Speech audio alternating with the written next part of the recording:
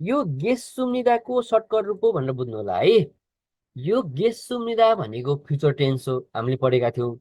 यसको सर्टकट रूप भनेको ल केयो र उल केयो, नेछु नेछौँ भन्ने अवस्थामा प्रयोग गर्न सकिन्छ।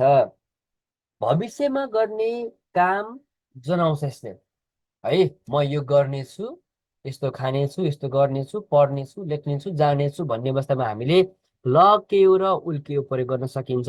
भविष्यमा गर्ने कामलाई चाहिँ अहिले के गर्छ, जनाउँछ भनेर बुझ्नु होला। भिएसटीमा भवेल इन्डिङ छ भने ल केयो प्रयोग गर्ने र भिएसटीमा कन्सोनेन्ट इन्डिङ छ भने उल केयो प्रयोग गर्नु होला। कुरा गर्ने व्यक्तिले सुन्ने व्यक्तिलाई म केही गर्नेछु भनेर आफ्नो विचार, बाचा वा प्रतिबद्धता दर्शाउँछ।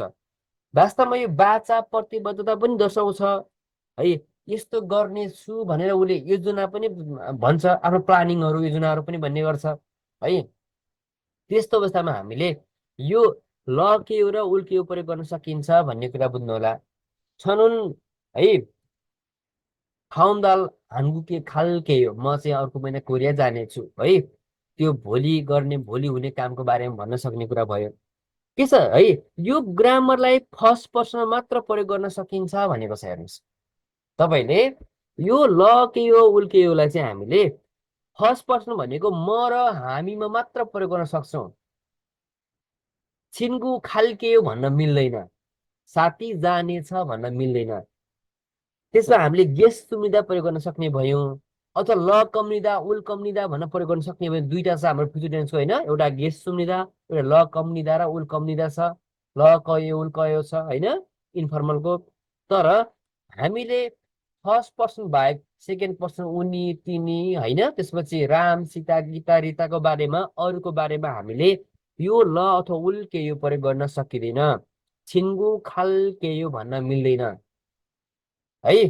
छनुन खाल्कियो भन्न चाहिँ मिल्यो, म जानेछु भन्न मिल्छ, उरी खाल्कियो भन्न मिल्छ, हामी जानेछौँ भन्न मिल्छ। किनभने म र हामी भनेको तपाईँको फर्स्ट पर्सन हो है। अनि उनी तिनी तिनीहरू भन्दा सेकेन्ड पर्सन, त्यसपछि अरू छिन्गु होइन, राम सीता गीता थर्ड पर्सन। यो सेकेन्ड पर्सन थर्ड पर्सनमा चाहिँ हामीले यो ल अथवा उल्कियो प्रयोग गर्न मिल्दैन भनेर बुझ्नु होला है। कसरी प्रयोग गर्न सकिन्छ हेर्नुहोस् त। एकले भनेको छ छिगुमुन फापास छम्सिमुल नाजुङे मगुल्के हो। अहिले व्यस्त भएर छम्सिम भनेको दिउँसोको खाना, नाजुङे भनेको पछि, मगुल्के हो खानेछु भन्ने छ। उसले पछि खाने कुरा मानव साथीलाई चाहिँ उसले बाचा गर्दैछ, आफ्नो प्रतिबद्धता जनाउँदैछ भन्ने कुरा पनि बुझ्न सकिन्छ। अथवा पछि खाने कुराको योजनाको बारेमा उसले बताउँदैछ भन्न पनि सकिन्छ है। मानव यसमा प्रश्न साथीले गर्न सक्छ, आजको दिउँसो खाना सँगै खाउँ भन्न उसले प्रस्ताव गर्न सक्छ। त्यस्तो अवस्थामा उसले के भन्न सक्छ, छिगुमुन फापा छ छम्छिमुल नाजुङे मगुल्के हो। अहिले चाहिँ व्यस्त भएर दिउँसो खाना पछि खानेछु है। यस्तो अवस्थामा प्रयोग गर्न पनि सकिने भयो है। दुई नै हेर्नुहोस् त, आफुरुन याक्सुगुल छाल छिकिल गयो। अबदेखि आफुरो भनेको आउने दिनदेखि, अबदेखि चाहिँ याक्सु भनेको बाचा चाहिँ छाल छिकिल हो, राम्रोसँग पालना गर्नेछु भन्दैछ। यो के हो, आफैले बाचा पालना गर्ने हो नि त। आफू भनेको फर्स्ट पर्सन भयो है।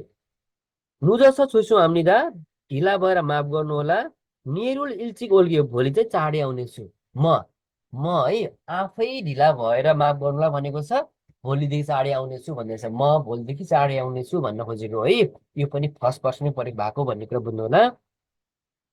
यसमा हामीले तपाईँको सेकेन्ड पर्सन थर्ड पर्सन अरूमा प्रयोग गर्न सकिँदैन। म र हामी मात्र नेछ भन्ने यो ल अथवा उल्के ग्रामर प्रयोग गर्न सकिन्छ भन्ने कुरा चाहिँ तपाईँहरूले बुझ्नु होला है।